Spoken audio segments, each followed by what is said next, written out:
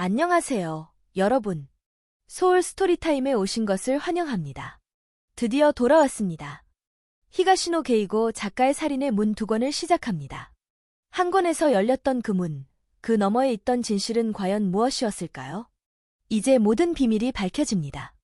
뒤틀린 운명과 예측할 수 없는 반전의 연속. 지금 함께 들어보시겠어요? 시작합니다. 17장. 이른바 격정이라는 것인지도 몰랐다. 혹은 내가 오랫동안 가슴속에 품어왔던 살이었는지도 모른다. 내 몸속 저 깊은 곳에서 솟구친 증오의 감정은 순식간에 내 육체를 지배했다. 때때로 뉴스 채널 같은 데서 살인 사건을 보도할 때 격분한 나머지라는 표현을 쓰곤 하는데 내가 바로 그랬다.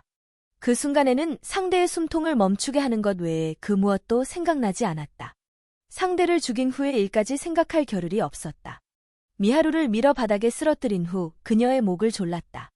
주변의 물건들이 흩어지며 큰 소리가 나는 것도 개의치 않았다. 오로지 목을 조르는 손가락에 온 힘을 쏟을 뿐이었다. 미하루는 필사적으로 저항했다. 내 손을 뿌리치려다가 마음대로 안 되자 몸을 비틀며 내 배와 사타구니를 걷어찼다. 그래도 나는 그녀의 목에서 손을 놓지 않았다. 그러나 그녀가 내 얼굴을 핥히고 그 긴 손톱으로 내 눈을 찔렀을 때는 어쩔 수 없이 손에서 힘이 빠져나갔다. 그녀는 그 틈을 타 탈출을 시도했다. 이대로 그녀를 놓치면 모든 것이 수포로 돌아가고 만다고 생각한 나는 있는 힘을 다해 그녀의 팔을 붙들었다. 이거나. 미하루가 소리를 지르고 나서 숨을 거칠게 몰아쉬었다. 히 하는 숨소리가 내 귀에까지 들렸다. 나는 그저 으르렁거리고 있었던 것 같다. 구체적인 언어가 떠오르지 않았다. 이 여자를 그냥 둘 수 없다. 그런 생각만이 머릿속을 지배했다. 다시 그녀의 목을 조르려 하자 미하루의 얼굴이 공포로 일그러졌다. 내가 진심으로 자신을 죽이려 한다는 사실을 깨달은 것이다. 내가 아니에요. 그녀가 소리쳤다. 내가 생각해낸 게 아니란 말이에요. 그녀의 말이 귀에 닿기는 했지만 그 의미를 생각할 여유가 없었다. 그저 목숨을 내걸하는 것으로밖에 느껴지지 않았다. 그때 그녀가 다시 외쳤다. 사무예요. 사무가 시켰어요. 정말이에요. 정말이라니까? 그녀의 입에서 나온 생소한 이름이 내 주의를 끌었다. 그 순간 미하루가 있는 힘을 다해 내 손을 뿌리치고 후다닥 끼어서 벽 쪽으로 도망갔다. 그리고 나를 향해 돌아선 뒤 마치 목을 숨기기라도 하듯이 양손을 가슴 앞에서 교차시켰다. 사무? 누구지? 그게? 당신도 아는 사람이에요. 그러니까 누구냐고 묻잖아. 구라모치 씨요. 구라모치 오사무. 나는 사무라고 불렀어요. 요시마사에게 들었던 얘기가 떠올라 미하루를 내려다보며 고개를 끄덕였다. 그래, 당신 오빠한테 들었어. 구라모치와 사귀었다며? 뻔뻔스럽게 그런 사실을 감추고. 그 다음 말이 떠오르지 않았다. 전부 그 사람이 생각해낸 거예요. 당신한테 돈을 받아낼 방법도 그가 생각해냈고요. 왜 그 녀석이 그런 걸 생각해냈지? 그건 잘 모르겠어요. 어쨌든 누군가에게 떠넘기려 했어요. 뭘 말이지? 나와의 관계 말이에요. 들통나면 유키코와는 끝장일 테니까요. 나는 미하루에게 조금 더 가까이 갔다. 그녀의 얼굴이 공포로 경련을 일으켰다. 그럴 정도로 험악한 분위기가 내 전신에서 뿜어져 나오고 있었다. 그 녀석이 자기가 버린 널 내게 떠넘기려 했다는 건 나도 알아. 하지만 넌 뭐야? 그걸 알면서 나랑 결혼한 거야? 미하루가 내 눈길을 외면한 채 아랫입술을 깨물었다. 나는 그녀의 턱을 잡고 내 쪽으로 세게 끌어당겼다. 대답 안 해? 미하루가 적개심이 가득한 눈으로 나를 보다가 한숨을 푹 쉬었다. 나는 그녀의 턱을 손에서 놓았다. 결혼 따위 아무래도 상관없었어요. 그녀가 내뱉듯이 말했다. 사무가 나를 누군가에게 떠넘기려 한다는 건 알았어요. 유키코까지 이용해서 말이에요. 솔직히 말하면 처음에는 화가 나고 비참했죠. 그의 계산대로 다 되는구나 싶어서요. 그런데 생각이 바뀌었어요. 이렇게 된 이상 누구랑 결혼해도 상관없다. 그 대신 사무에게서는 절대로 떨어지지 않겠다. 하고 말이죠. 그럼 나와 결혼한 건 구라모치와의 연결고리를 유지하기 위해서였단 말인가? 긍정하는 대신 그녀는 고개를 옆으로 돌리고 후 숨을 내뱉었다. 이미 피가 흐르는 상처에 소금이 뿌려진 느낌이었다. 그랬다. 우리 결혼은 시작부터 엉터리였던 것이다. 그런데 왜 구라모치가 나를 함정에 빠뜨리려고 했지? 내 질문에 미하루는 입을 굳게 다물었다. 말하기 곤란한 무언가 있음을 직감했다. 나는 다시 그녀의 턱을 잡았다. 대답하지 않으면 죽여버리겠어. 실은 그 시점에 내 살이는 상당히 희미해져 있었다. 그러나 내가 진심으로 미하루를 죽이려 했다는 사실이 그녀에 대한 우위를 유지시켜 주었다. 내가 그 사람에게 이쯤에서 이혼하고 싶다고 했어요. 그랬더니 그 사람이 당신을 불륜에 빠뜨리는 방법을 생각해냈어요. 정말이에요. 사무가 알려준 거예요. 제발 믿어줘요. 왜 그 녀석이 당신을 위해서 그런 걸 생각해냈느냔 말이야. 이미 헤어진 여자인데. 내가 분을 품을까봐 그랬겠죠. 격분한 나머지 그와의 일을 유키코에게 까발리면 안 되니까 말이에요. 그 녀석이 도모한 일이라는 증거라도 있어? 그 맨션, 기미코가 당신을 유혹한 맨션 말이에요. 그 사람이 마련해줬어요. 그가 있던 회사에서 부동산도 취급했다는 거 당신도 알잖아요. 회사에서 관리하는 임대 맨션 중에서 입주자가 장기간 집을 비운 곳을 이용하자고 했어요. 나랑 기미코 둘이서 어떻게 그런 생각을 할 수 있겠어요. 미하루의 말에 일리가 있었다. 그 집을 관리하는 회사까지 조사하지 않은 건 내 치명적인 실수였다. 그 회사가 구라모치가 다니던 곳이라는 사실을 알았다면 내 접근 방식도 달라졌을지 모른다. 그리고 사무가 당신한테서 돈을 긁어내는 방법도 가르쳐줬어요. 셀러리맨에게 위자료를 받아봤자 대단한 액수가 안 될 테니 이혼 전에 돈을 최대한 빌린 다음 당신한테 떠넘기라고요. 내 분노의 화살은 이제 구라모치에게로 옮겨가고 있었다. 그 말, 사실이겠지? 그녀가 고개를 빠르게 끄덕였다. 정말이라니까요. 사무가 꼬드기지 않았다면 그렇게까지 심한 짓은 못했을 거예요. 처음부터 끝까지 그가 지시했어요. 나는 하라는 대로 한 것뿐이고요. 미하루의 말이 핑계에 불과하다는 건 불 보듯 뻔했다. 내게 나쁜 짓을 하고 싶지 않았다면 구라모치의 지시를 듣지 않으면 그만이었다. 하지만 나는 그런 모순 따위에 연연하지 않았다. 구라모치를 향한 증오가 다른 모든 것을 사소하게 만들었다. 내가 자리에서 일어나자 미하루가 몸을 움츠리며 올려다봤다. 그 얼굴에 여전히 공포가 깃들어 있었다. 더는 당신에게 돈을 빼앗기지 않겠어. 빚은 당신이 갚아. 하지만 만에 하나 빚쟁이가 나를 찾아오는 일이 생기면 너를 죽이고 나도 죽을 거야. 나는 각오가 되어 있어. 알겠어? 그녀가 말없이 고개를 끄덕였다. 구라모치, 지금 어디 있는지 알아? 모르겠어요. 최근에는 만난 적이 없어요. 거짓말은 아닌 것 같았다. 나는 잠시 숨을 돌린 후 현관으로 향했다. 문을 열고 미하루의 집을 나서기 전에 다시 뒤를 돌아봤다. 도망쳐도 소용없어. 끝까지 쫓아갈 테니까. 반드시 찾아내서 죽일 거야. 미하루의 얼굴이 새파래지는 걸 보고서 그 집을 나왔다. 살인자가 되느냐 못 되느냐, 그 둘 사이에 만일 경계선이 존재한다면 당시 내 마음은 그 경계선 주위를 맴돌고 있었을 것이다. 미하루의 입에서 구라모치의 이름이 나오지 않았다면 아마도 그 자리에서 그녀를 죽였을 것이다. 그것이야말로 진정한 살이다. 걸으면서 나는 그렇게 생각했다. 미하루를 향했던 증오는 구라모치에 대한 살이로 옮겨가고 있었다. 내 인생을 농락한 그를 더는 용서할 수 없었다. 내 발길은 니혼바시 고부타초로 향했다. 이미 날은 저물었지만 그래서 더욱이 구라모치가 회사에 있을 가능성이 컸다.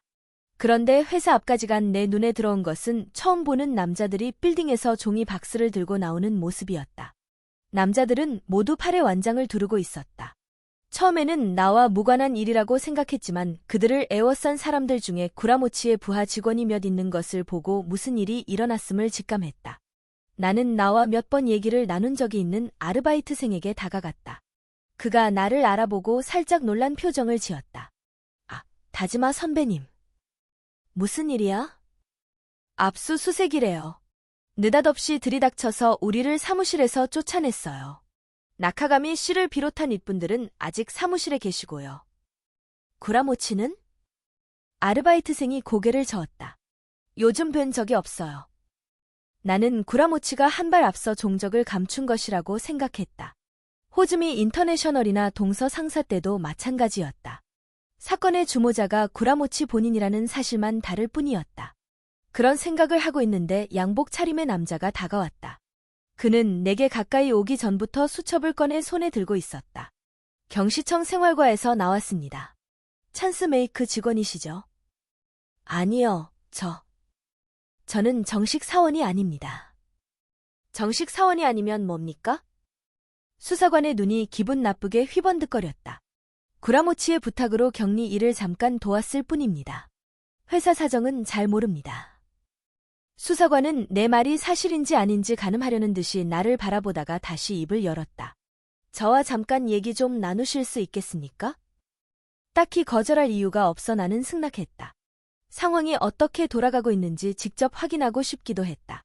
수사관은 나를 빌딩 안으로 데리고 들어갔다. 사무실에서는 10여 명의 수사관이 종이 박스에 각종 서류와 파일들을 닥치는 대로 집어넣고 있었다. 나카가미 등은 그 모습을 그저 망연히 바라볼 뿐이었다. 나카가미가 내 쪽을 흘깃보았지만 나를 아른 채 하지는 않고 그대로 눈을 감았다. 나는 사무실 한쪽으로 가서 수사관에게 질문을 받았다. 회사에 들어오게 된 경위와 지금까지 무슨 일을 했는지 등에 관해서였다. 말투는 정중했지만 위압적인 분위기가 풍겼다. 나는 거짓말할 필요가 없다고 느껴있는 그대로 얘기했다. 그런데 수사관은 내 말을 곧이곧대로 믿지 않는 듯했다. 회사의 실태를 하나도 모르면서 일을 거들었다는 겁니까? 정식으로 임명되지는 않았지만 임원 대우를 받은 건 맞지요? 그건 구라모치가 멋대로 정한 겁니다. 나는 정말이지 용돈이라도 벌 요량으로. 그런데 직책이 자금 담당이었다 이 말입니까? 자금 담당이란 건 형식상의 직함일 뿐입니다. 실제로는 구라모치 맘대로 돈을 썼어요. 저는 그저 돈이 들어오고 나가는 상황을 들여다봤을 뿐입니다. 수사관은 납득할 수 없다는 듯 쓴웃음을 지었다. 그런 말도 안 되는 설명을 믿으란 말이냐 하는 표정이었다. 압수수색의 목적은 증권거래법 위반 혐의를 입증하기 위한 자료를 확보하는 데에 있는 듯했다. 수사관 얘기를 듣고서야 나는 구라모치가 면허도 없이 주식을 매매해왔음을 알았다. 댁은 구라모치 씨가 무면허란 사실을 알았습니까? 전혀요. 언젠가 본인에게 물은 적이 있었는데 그때는 면허가 있다고 했습니다. 그 말을 믿었다는 말씀입니까? 네? 내 대답에 수사관은 고개를 갸웃했다. 그 다음으로 수사관은 구라모치가 숨을 만한 곳이 어딘지를 캐물었다. 그 질문으로 나는 그가 아직도 집에 돌아오지 않았다는 걸 알았다. 물론 나 역시 짐작 가는 곳이 없었다. 그것만은 수사관도 믿는 듯했다.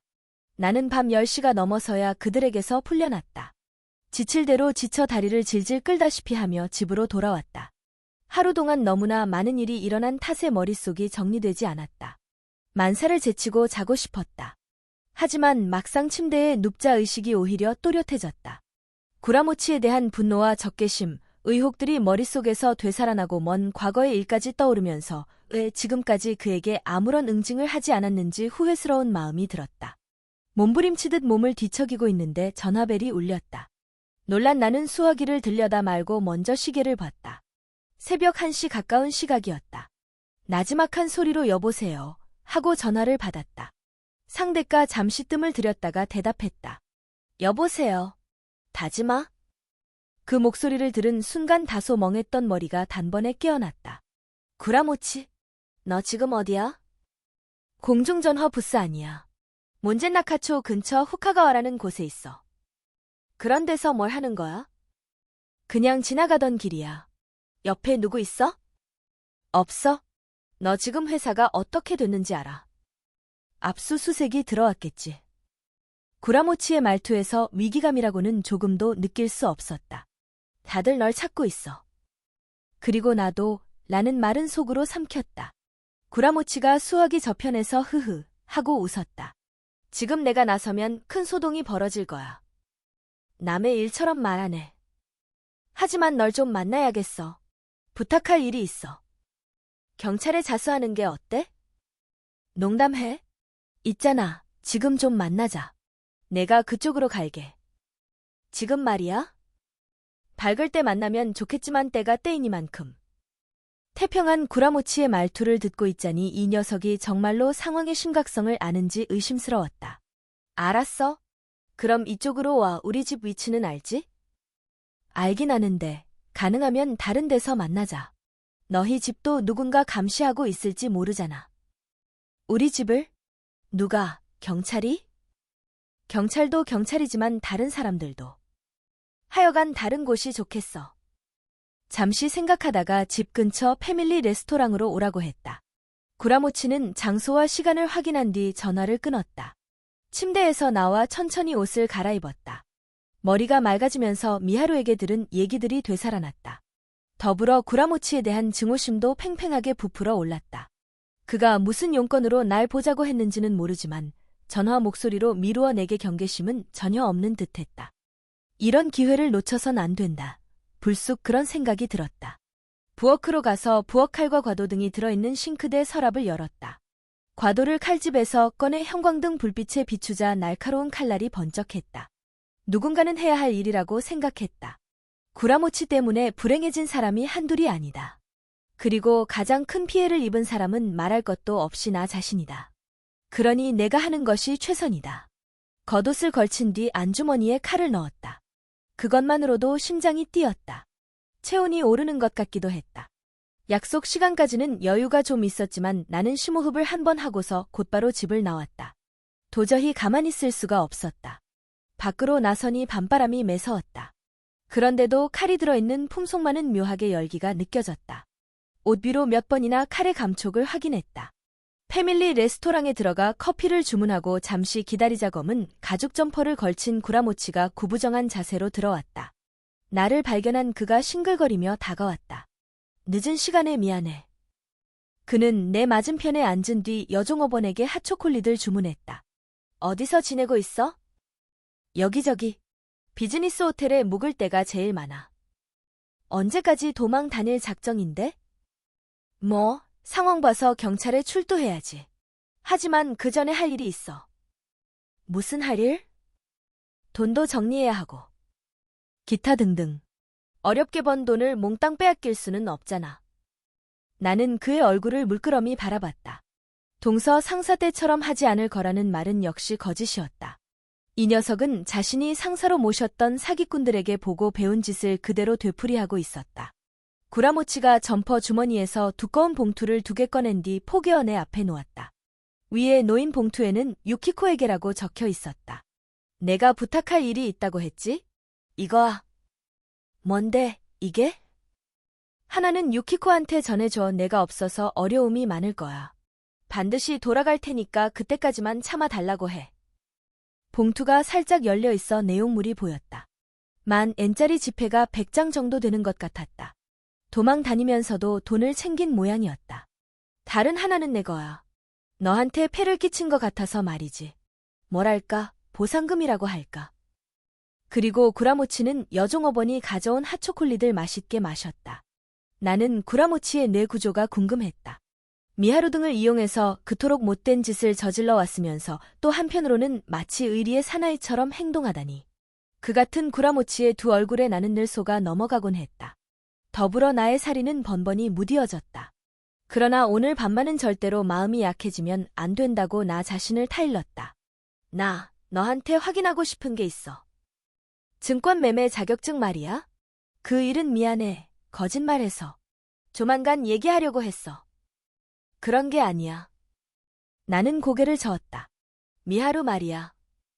미하루가 어쨌는데? 그 여자가 내 애인이었다면서? 구라모치의 얼굴이 입을 반쯤 벌린 상태로 굳어졌다. 이윽고 그는 핫초콜릿을 한 모금 마시고 재떨이를 끌어당겼다. 들켰네. 미안해하는 기색이라고는 조금도 없었다. 그런데도 나랑 결혼을 하게 만들다니. 도대체 왜 그런 짓을 한 거지? 그럼 내가 전에 사귀었던 여자다. 그렇게 소개했어야 했나? 그랬다면 더 불쾌했을 텐데. 세상에는 입을 다물고 있는 편이 나은 일도 있어. 그럼 애초에 소개하지 말았어야지.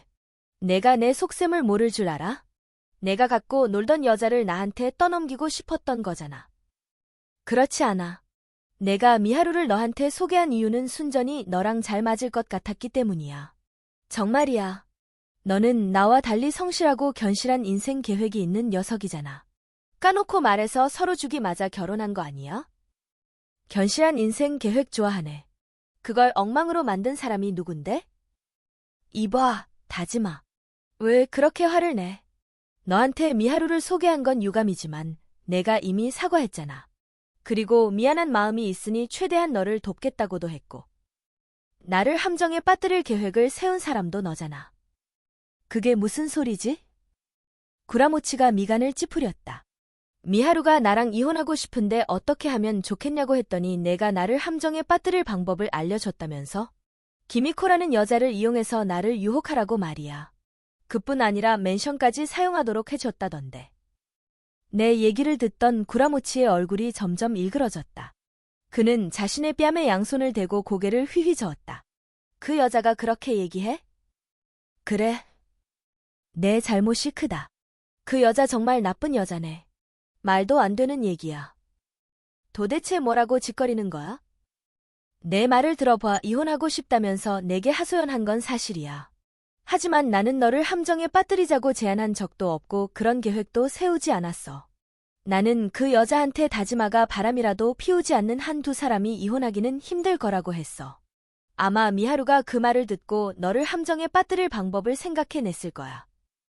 헛소리 하지 마. 내가 맨션을 마련해 줬잖아. 그건 사실이야. 하지만 그런 목적으로 사용할 줄은 꿈에도 몰랐어. 미하루가 딱 하룻밤만 자유롭게 사용할 수 있는 집을 알아봐 달라고 내게 부탁했거든. 그래서 그 집 열쇠를 빌려준 거야.